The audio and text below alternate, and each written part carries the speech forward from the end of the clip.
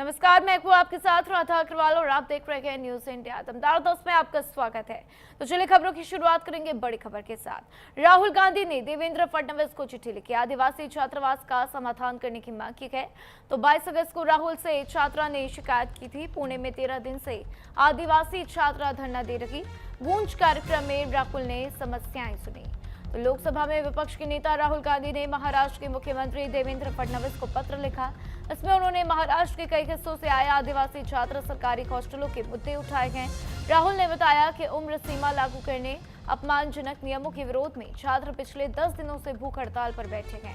राहुल गांधी ने social media platform x पर अपना पत्र और छात्रों का ज्ञापन भी शेयर किया है। इसके साथ ही उन्होंने लिखा कि उन्होंने पुणे में आयोजित छात्रों की गूंज कार्यक्रम के दौरान इन छात्रों से भी मुलाकात की। राहुल गांधी ने पोस्टर में लिखा, महाराष्ट्र के कई आदिवासी छात्र अपने अधिकारों की मांग को लेकर 10 से ज्यादा दिनों से भूख हड़ताल पर हैं। ऐसे में पुणे में छात्रों की गूंज कार्यक्रम के दौरान छात्र छात्राओं ने बताया कि हॉस्टलों में 30 साल की गैर जरूरी उम्र सीमा लागू की जा रही है।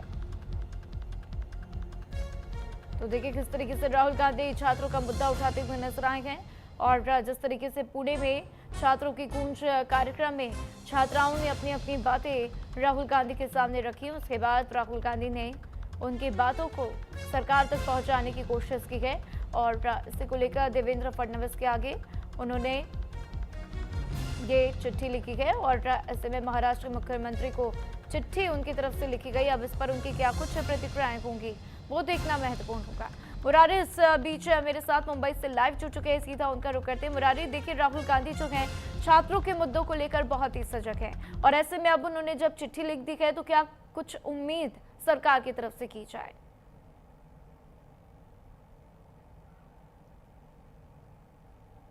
छात्र गूंज आंदोलन था, उस दरमियान आदिवासी छात्रों की मुलाकात हुई थी। राहुल गांधी से उन्होंने अपनी शिकायत की थी कि पिछले 10 दिनों से हम छात्र यहाँ पर भूख हड़ताल के लिए हैं। कई ऐसी समस्याएं हैं, चाहे वो मेडिकल की समस्याएं हो, उत्पीड़न की समस्याएं हो, इसे लेकर के कई बार सरकार को पत्र लिखा गया, लेकिन कोई जो है कि औपचारिक चीजें नहीं हुई, जिसे लेकर हम आंदोलन पर हैं। इस चीज को लेकर राहुल गांधी ने महाराष्ट्र के मुख्यमंत्री देवेंद्र फडणवीस को एक पत्र लिखा है। उस पत्र में इन तमाम समस्याओं को उन्होंने साझा किया है और तत्काल इसका निवारण करने की उन्होंने मांग की है।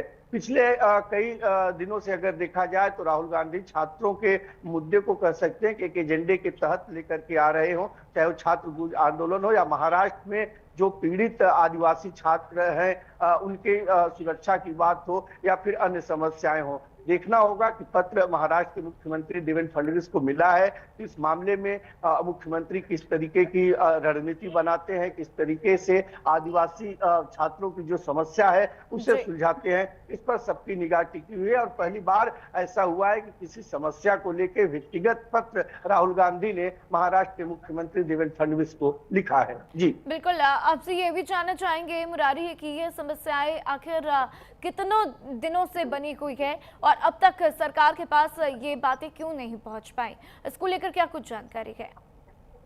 बिल्कुल, अगर आदिवासी छात्रों की बात करें तो पिछले 1 सालों से लगातार आदिवासी छात्रों के शोषण, आत्महत्या और लापता छात्रों जैसी बातें मीडिया में और प्रशासन के सामने आ चुकी है। सरकार इस मामले में अब तक किसी भी प्रकार की कोई गंभीरता नहीं दिखाई है, न तो कोई कमेटी का गठन हुआ है जो इस पूरे मामले को ऑपरेट कर सके, समझ सके कि वास्तव में समस्या क्या है। और यही वजह है कि अब पुणे में जो है आदिवासी छात्र जो है वो इस अपनी मांगों को लेकर के एक तरह से भूख हड़ताल पर बैठे हैं और उनकी आवाज राहुल गांधी एक पत्र के रूप में देखे गए हैं। देखना होगा कि देवेंद्र फडणवीस इस मामले में किस तरीके की गंभीरता लेते हैं और राहुल गांधी के इस पत्र पर किस तरीके का कार्रवाई करते हैं या क्या कुछ जवाब वो राहुल गांधी को देते हैं। जी बिल्कुल मुरारी, सभी की निगाहें इसी बात पर टिकी हुई हैं, लेकिन साथ ही आपसे ये भी जानना चाहेंगे कि अब चूंकि राहुल गांधी ने पत्र लिख दिया है महाराष्ट्र सरकार को, तो जो आदिवासी छात्र हैं जिनकी ये समस्याएं हैं, क्या उनकी तरफ से भी कोई प्रतिक्रिया इस पर आती हुई?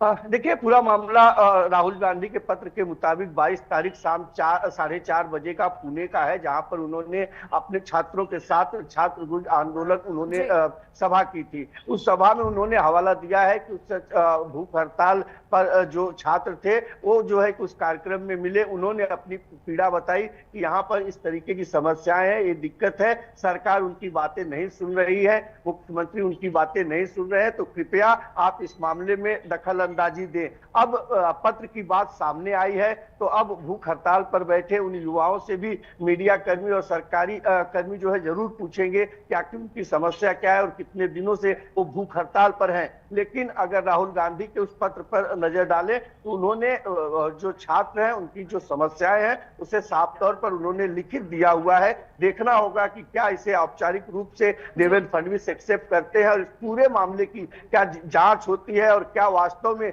जो छात्रों के साथ पिछले कई महीनों से जो शिकायतें आ रही है उसे दूर कर पाते हैं। जी बिल्कुल मुरारी, और अब ऐसे में देखना होगा कि क्या कुछ महाराष्ट्र सरकार की तरफ से इस पर जवाब दिया जाता है। आप हमारे साथ आगे भी बने रहिए। और वहीं देखिए महाराष्ट्र से एक और खबर, जहां पर मराठा आरक्षण पर फिर से सियासत गर्मा गई है। मराठा आरक्षण को लेकर फिर से आंदोलन की तैयारी है, तो 29 अगस्त से आंदोलन करेंगे मनोज जरांगे पाटिल। सरकार के प्रतिनिधिमंडल ने जरांगे से मुलाकात की है। 3 मंत्रियों ने जरांगे पाटिल से बातचीत की, तो राधाकृष्ण विखे पाटिल, शंभूराज देसाई और उदय सामंत भी उनसे मुलाकात करते हुए नजर आए। तो मराठा आरक्षण के मुद्दे पर एक बार फिर से महाराष्ट्र का माहौल काफी गर्माता हुआ दिखाई दे रहा। मराठा आंदोलनकारी मनोज जरांगे पाटिल एक बार फिर 29 अगस्त से अंतरावली सराठी में आंदोलन शुरू करने जा रहे हैं। इससे पहले 24 अगस्त यानी कि यानी कि कल सरकार के एक प्रतिनिधिमंडल ने जरांगे पाटिल से मुलाकात भी की थी।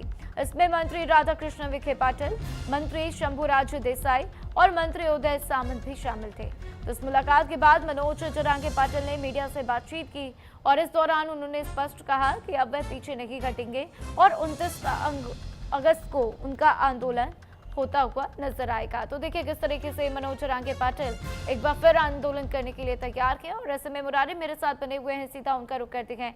मुरारी, ऐसी आखिर क्या दिक्कतें आ जाती हैं बार बार कि मनोज जरांगे जो हैं वो बार बार मराठा आरक्षण को लेकर आंदोलन पर उतर जाते हैं, अनशन पर उतर जाते हैं, क्योंकि एक बार फिर से हम देख रहे हैं कि उनकी तरफ से अनशन की तैयारी की जा रही है। बिल्कुल, मनोज जरांगे पाटिल मराठाओं के एक उभरते हुए नेता हैं और पिछले लंबे समय से मराठा आरक्षण के लिए आंदोलन कर रहे हैं। मुंबई के आजाद मैदान से लेकर महाराष्ट्र के पुणे और अन्य जिलों में उन्होंने आंदोलन किया है। सरकार घुटने भी टेकी है। उन्हें खुद महाराष्ट्र में जो राज्य मंत्री थे शंभू देसाई, उन्होंने जाकर के उनकी भूख हड़ताल भी उस समय तुड़वाई थी और यह आश्वासन दिया गया था कि मराठा आरक्षण 2026 में जब भी सेशन चलेगा इसे रखा जाएगा और इस पर जिस तरीके की चर्चाएं होगी की जाएगी और जितनी मांग है उतनी मांग पूरी की जाएगी। लेकिन कुछ भी होता हुआ दिखाई नहीं दे रहा है और यही वजह है कि जरांगे पाटिल ने फिर एक बार हुंकार भरी है। 29 तारीख को उन्होंने ऐलान कर दिया है कि वो अब आंदोलन की शुरुआत करेंगे और ये आंदोलन तब तक नहीं खत्म होगा जब तक मराठों का आरक्षण नहीं पास किया जाता है और उस पर लिखित सहमति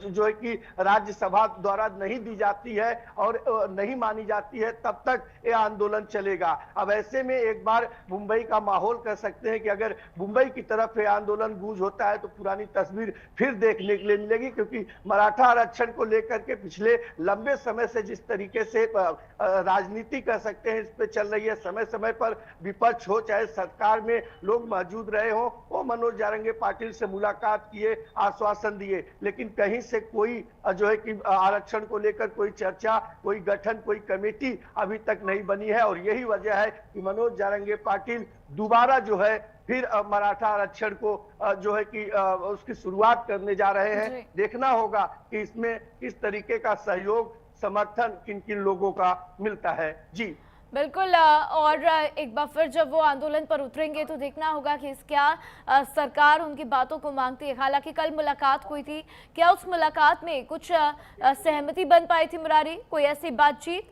जो कि लग रहा हो कि आगे जाकर सार्थक साबित हो सकती है? बिल्कुल, अगर कल मुलाकात में अगर कुछ बातें हुई होती तो सीधी सी बात है कि मनोज जरांगे पाटिल जो 29 तारीख से अपना आंदोलन करने वाले थे उस पर वो अपना कोई बयान दिए होते। अभी तक अपने बयान पर अड़े हुए हैं।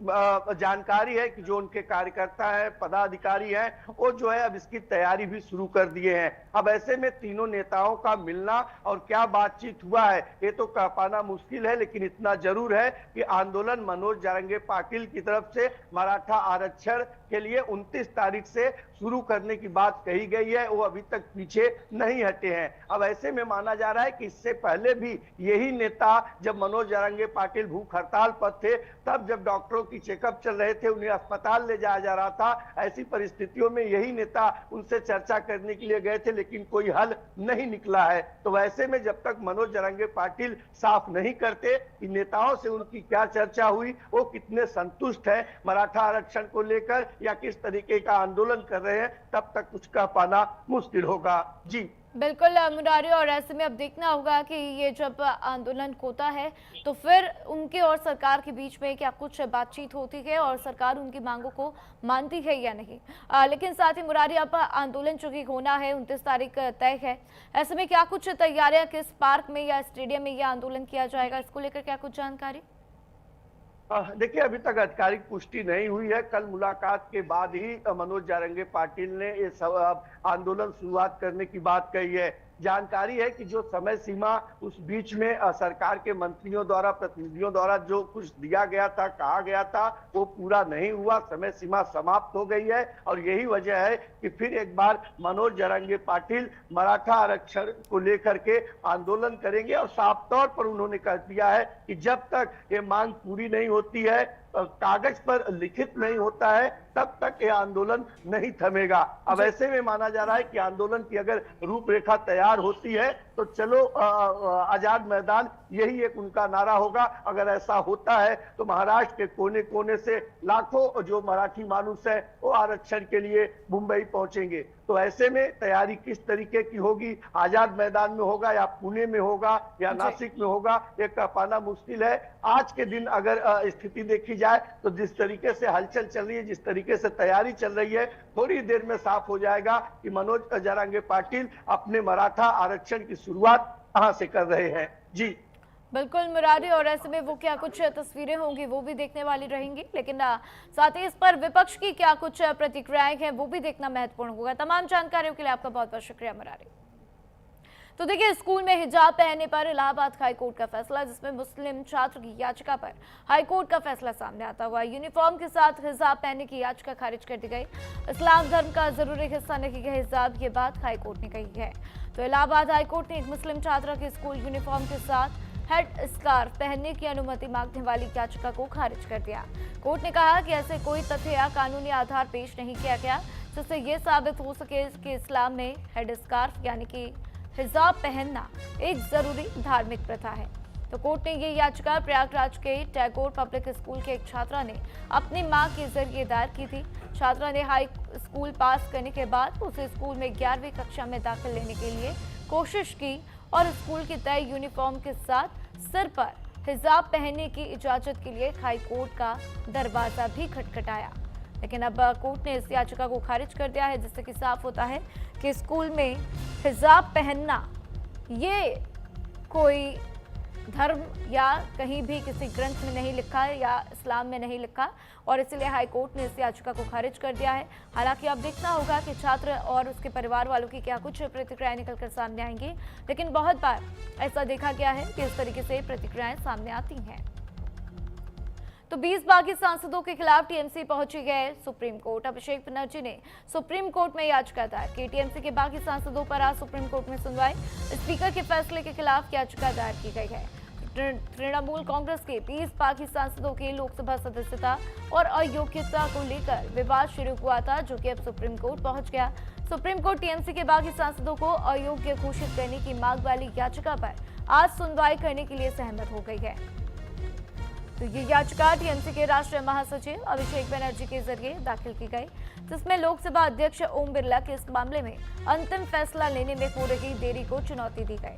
तो अभिषेक बनर्जी ने अपनी याचिका में लोकसभा अध्यक्ष पर अयोग्यता की शिकायतों पर समय रहते कोई कदम न उठाने का आरोप लगाया।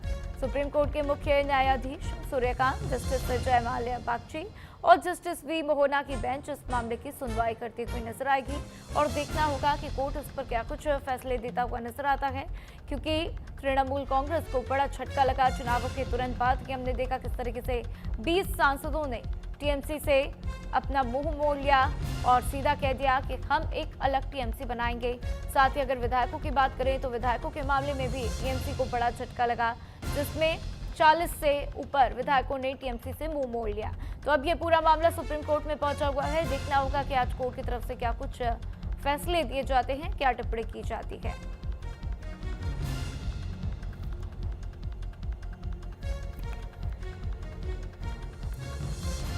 तो बाकी सांसदों पर आज सुप्रीम कोर्ट में सुप्रीम सुनवाई होती हुई नजर आएगी। अभिषेक बनर्जी ने सुप्रीम कोर्ट में याचिका दायर की है। देखना होगा क्या कुछ सुनवाई में कहा जाता है। टीएमसी के बाकी सांसदों पर आज सुप्रीम सुनवाई होगी। तो स्पीकर के फैसले के खिलाफ याचिका है और ऐसे में कोर्ट का क्या फैसला होगा, क्या टिप्पणी होगी, वो बेहद महत्वपूर्ण होगा। और वहीं राम रहीम को एक बार फिर पैरोल दी गई है। गुरमीत राम रहीम को 21 दिन की पैरोल मिली है। गुरमीत राम रहीम को 17वीं बार पैरोल दी गई। रोहतक की सुनारिया जेल में बंद है राम रहीम और उसको एक बार फिर से 21 दिन की पैरोल दी गई है। तो देखिए, छात्रों के साथ यौन शोषण के मामले में उसे जेल हुई थी और न सिर्फ लड़कियों के साथ बल्कि साध्वियों के साथ भी यौन शोषण के आरोप उसके ऊपर लगे थे, जिसके बाद से उसे जेल में बंद कर दिया गया। और अब देखिए किस तरीके से कई बार राम रहीम को पैरोल दी जा चुकी है। एक बार फिर से उसे 21 दिन की पैरोल मिलती हुई देखना होगा इस पर लोगों की क्या प्रतिक्रियाएं निकलकर सामने आएंगी और ये पैरोल क्यों दी गई है, क्या वजह है, क्या स्वास्थ्य से जुड़ा कोई मुद्दा है या कोई और अन्य मुद्दा है, इसको लेकर देखना होगा क्या जानकारियां सामने आएंगी।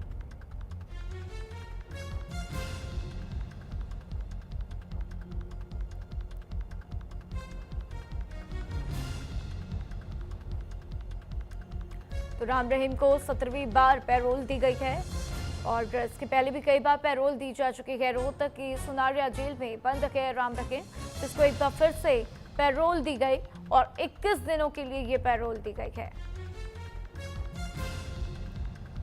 तो आखिर किन कारणों से ये पैरोल दी गई, इसको लेकर जानकारी भी स्पष्ट होती हुई नजर आएगी कि क्या स्वास्थ्य से जुड़ा कोई मामला है या फिर कोई और अन्य बात है जिसकी वजह से ये पैरोल दी गई, क्योंकि कई बार पहले भी पैरोल दी जा चुकी है।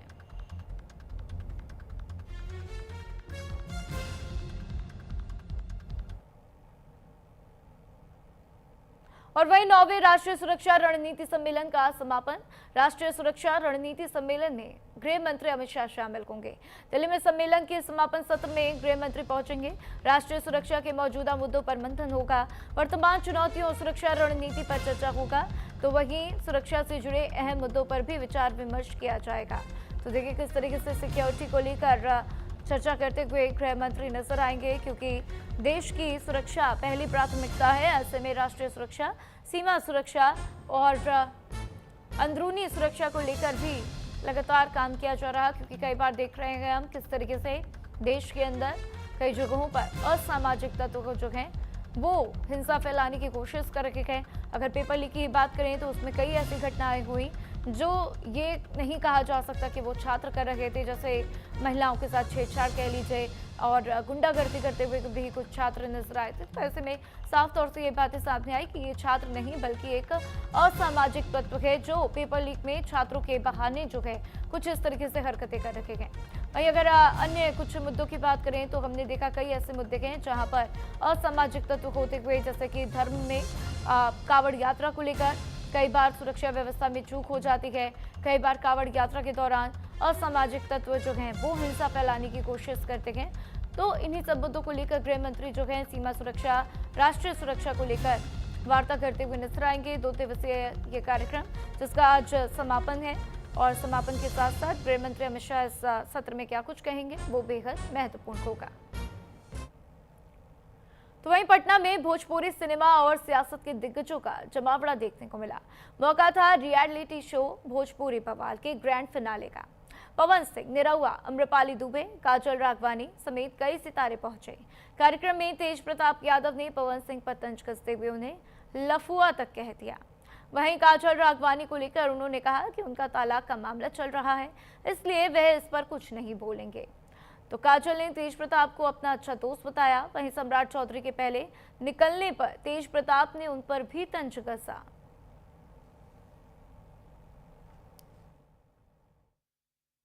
अब क्या कहेंगे, भोजपुरी बवाल है। अब बवाल किनके वजह से हिट कर रहा हो तो क्या बोलेंगे उसमें? सब जवाब देते हैं मुख्यमंत्री जी। मुख्यमंत्री जी क्या जवाब देंगे?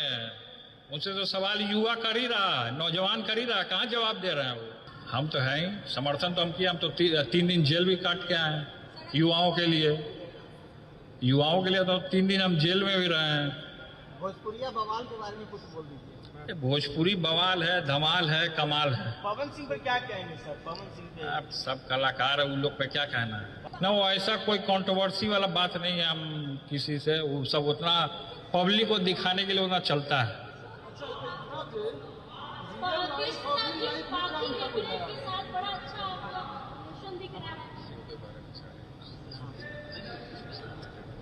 तो वही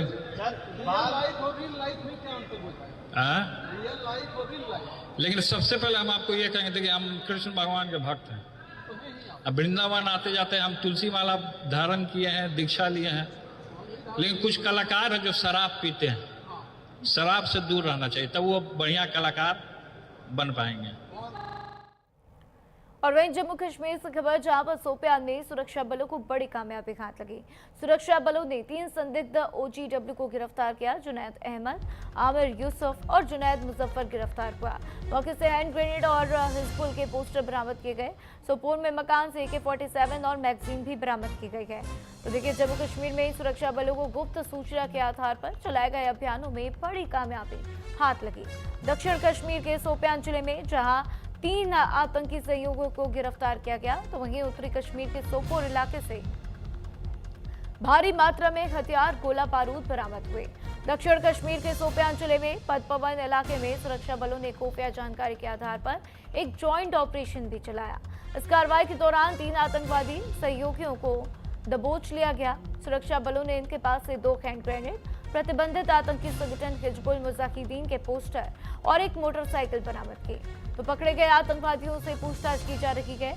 हालांकि अभी तक कुछ भी साफ नहीं हो पाया और उनको पकड़ने के बाद उनसे पूछताछ की जा रही है ताकि उनके नेटवर्क और मंसूबों पर कमर कसी जा सके और उसे फेल किया जा सके। तो देखिए, तस्वीरें भी आप देख रहे हैं ये तीनों आरोपियों की, जो कि अब पुलिस की गिरफ्त में है, सुरक्षा बलों की गिरफ्त में है। और अब देखना होगा क्या कुछ इनसे जानकारियां और सामने निकलकर आती हैं। तो लगातार देखिए, अभी कुछ दिन पहले भी 2 आतंकवादी जो हैं वो जम्मू कश्मीर के सेंट्रल जेल से भाग गए थे और उनको भी पकड़ने के लिए पुलिस ने नोटिस चस्पे करवाए। अब इन 3 लोगों को गिरफ्तार किया गया है जो कि संदिग्ध हैं। तो अब ऐसे में ये भी है कि क्या उन दोनों का कनेक्शन इनसे है, तो इसको लेकर पुलिस ने साफ कर दिया कि इनका कोई भी आपस में कनेक्शन नहीं है। और वहीं पुणे में बुजुर्ग मां की हत्या कर शव को किराए के मकान की रसोई में छिपाने का सनसनीखेज मामला सामने आया। आरोप है कि बेटे ने शव के ऊपर कंक्रीट का ढांचा बनाकर उसे छिपा दिया। बंद कमरे में बदबू आने पर मकान मालकिन ने पुलिस को सूचना दी, जिसके बाद शव बरामद हुआ। तो आरोपी बेटा मदन दलई फरार गए। पुलिस उसकी तलाश के साथ हत्या के मकसद से जांच भी कर रही है। तो तस्वीरें आप देख रहे हैं किस तरीके से वहां पर मातम पसरा हुआ। पुलिस भी पहुंची हुई, उनकी तरफ से तलाशी ली गई और इसके बाद शव को एम्बुलेंस की मदद से पोस्टमार्टम के लिए भिजवा दिया गया है। और ऐसे में अब क्या कुछ कार्रवाई होगी, बेटे को लेकर क्या कुछ जानकारी सामने आएगी, क्योंकि बेटा फिलहाल के लिए फरार बताया जा रहा है और देखना होगा फिर आगे क्या कार्रवाई की जाती है। लेकिन अब जिस तरीके से ये मामला सामने आया उसके बाद से सभी के दिल थम चुके हैं। अब चलिए बात करते हैं दिल्ली एनसीआर की, जहां पर दिल्ली एनसीआर के बाद यूपी में स्वाइन फ्लू का खतरा बढ़ गया है। यूपी में स्वाइन फ्लू को लेकर हाई अलर्ट जारी किया गया। स्वाइन फ्लू को लेकर स्वास्थ्य विभाग अलर्ट मोड पर। डिप्टी सीएम ब्रजेश पाठक ने सतर्कता के निर्देश दिए हैं। तो प्रदेश में निगरानी व्यवस्था साथ ही साथ मजबूत करने के निर्देश दिए गए। लोगों को जागरूक करने के निर्देश दिए गए। सभी जिलों में संदिग्ध मरीजों पर पैनी नजर गए, पहचान के निर्देश दिए गए हैं। स्वाइन फ्लू के मरीजों की लगातार मॉनिटरिंग की जा रही है और जरूरत पड़ने पर तत्काल कार्रवाई के निर्देश भी दिए गए। तो देश में लगातार स्वाइन फ्लू के मामले बढ़ते जा रहे हैं, जिसके बाद से प्रशासन अलर्ट मोड पर। उप मुख्यमंत्री ब्रजेश पाठक ने स्वाइन फ्लू की स्थिति की गंभीरता को देखते हुए स्वास्थ्य व्यवस्था को मजबूत करने के निर्देश दिए। उन्होंने इसके लिए स्वास्थ्य चिकित्सक महानिदेशक स्वास्थ्य को पत्र जारी कर दिया है और लगातार समीक्षा की जा रही है, मॉनिटरिंग भी की जा रही है। तो इस संबंध में पत्र भी जारी किया गया। उप मुख्यमंत्री ने अधिकारियों को निर्देश दिया कि प्रदेश के सभी जिलों में स्वाइन फ्लू से संबंधित मामलों पर पैनी नजर रखी जाए।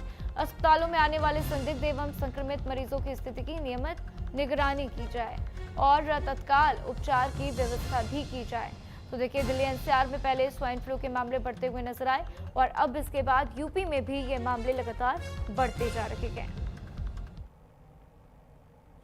और फिलहाल बुलेटिन में इतना ही। खबरों का सिलसिला लगातार जारी है, देखते रहिए न्यूज़ इंडिया।